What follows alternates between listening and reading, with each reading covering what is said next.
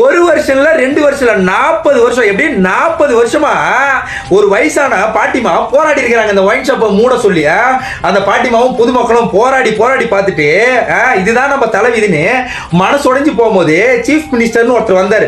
எப்படி தெரியுமா, 75 வருஷம் ஆண்ட பரம்பரைய அலற விட்டு அடிச்சு புதைச்சிட்டு ஒருத்தர் வந்து 2வது நாளே என்ன பண்ணாருன்னா 717 ஒயின் ஷாப்பை மூடணும். அதுல ஒரு ஒயின் ஷாப் தான் 40 வருஷமா போராடி இருந்தாங்கல்ல, அந்த ஒயின் ஷாப்பை மூடி இருக்காரு. அப்போ அந்த 75 வருஷம் ஆண்ட பரம்பரை இந்த 40 வருஷம் என்னத்தான் பண்ணிருந்தாங்க? அவ்வளவு பேர் பூட்டா வந்து பூட்டிட்டு இருந்தாங்க. அந்த பூட்டை காரி துப்புற அளவுக்கு கேவலமா இல்ல?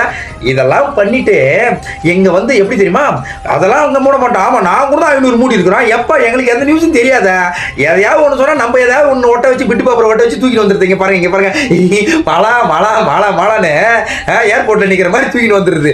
கேவலமாவே இல்லடா, கேவலமாவே இல்ல. சட்டசபையில நானா ஒருத்தர் சந்துள்ள பூந்து ஓடுறாங்க, இந்த பக்கம் எதையாவது ஒண்ணு ஒட்டி தூக்கிட்டு வந்துடுறாங்க. குச்சமே கிடையாது. அந்த மனுஷன் வந்த உடனே ஒரு என்ன பண்ணாரு, சிங்க பெண்கள் சிறப்பு படை, பெண்கள் எவ்வளவு நிலைக்கு ஆளானாங்கன்றது போன ஆட்சியில் நமக்கு தெரியும். எவ்வளவு நம்ம ஆண்ட பரம்பரை அவுத்து விட்டு ஆட்சின்றது நமக்கு தெரியும். கரெக்டா இல்லையா? 2 வயசு குழந்தைய கற்பழிப்பாங்க, கர்ப்பிணி பெண்கள் மேல கரத்து நான் சொல்லிக்கிட்டே இருப்பேன், ஆட்டிக்கினே இருப்பேன்ற மாதிரி சொல்லிக்கிட்டே இருப்பேன். இதை சொல்லி காமிப்பேன்.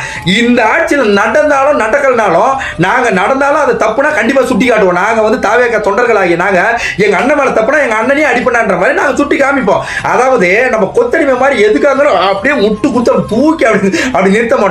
புரியுதா இல்லையா? அது நடக்கும். 21 வயசுக்கு கீழே இருக்கிறவங்க எவனாவது ஒயின் ஷாப் வந்தா குண்டி மேலே கோடு போட்டு அனுப்புங்க அப்படின்னு இந்த மனுஷன் சொல்லியிருக்காரு. அதாவது இளைஞர்களை நல்வழிப்படுத்தணும், கல்வி திறமையை மேம்படுத்தி நல்வழிப்படுத்தணும்ன்றத அவர் குறிக்கோளா இருந்தாரு. அதே தான் பண்ணிக்கிட்டு இருக்காரு. மகளிருக்கு இம்பார்ட்டன்ட் கொடுத்திருக்காரு. இதை விட என்னதான் வேணும்? 1000 ரூபாய்ன்றத நிலுவையில் வச்சுட்டு இன்னைக்கு தமிழ்நாடோட மொத்த கடன் தொகை எவ்வளவுன்றத வந்து இன்னைக்கு குழு அமைச்சு வந்து அதை ஆலோசிச்சிருக்காரு. செய்வாரு.